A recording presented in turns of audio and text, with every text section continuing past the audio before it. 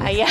Yun, tatay. May hawig nga kasi Ay, sinama tatay. nila dito dahil daw napapagkamalang kaminsang anak ni Harry Roque. Ayan. So, natatanong ka ba talaga? Nag-meet na ba kayo in person ni Yes Attorney po. Harry? Attorney Karen, pwede po ba akong could I send a message to Harry Of Roque? course, Ayan. yes.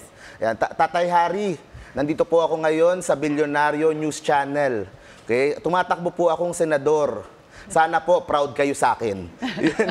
Yun lang po yung gusto kong sabihin. Kung nasan man kayo ngayon, sana po proud kayo sa akin. Okay? Hindi man po kayo nakatakbo, senador, this time, ako po ang tatakbo. At dala-dala ko po kayo sa aking puso. So, nag-meet na talaga kayo in Yes. person? Ang story niyan, kasi during the last election cycle, it was the time na spokesperson siya ni PRRD. I was with Isko Moreno. Nag-aaway na si Yorme nun tsaka si PRRD. During that time, nagpaparinigan na. Tapos, I was on the side of Isko. Tapos, inaasar ako ng mga viewers ko na, uy, kamukha mo si Harry Roque, kamukha mo si Harry Roque. Tapos, I would play around with them. Sabi ko, hindi, tatay ko talaga yan eh. Hindi, biological dad ko talaga yan. Tapos, someone nagpinutol, nilagay sa TikTok, nag-viral, sumabog.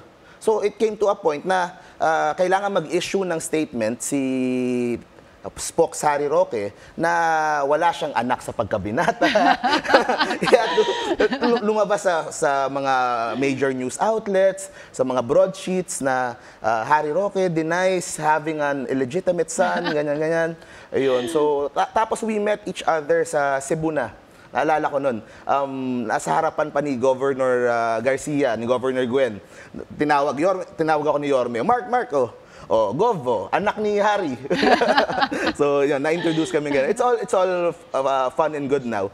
So, although ngayon, medyo magkaiba kami ng politika at medyo magkaiba kami ng pinaglalaban ngayon, no? Pero blood is thicker than water. Sabi nila. Kahit na fake blood.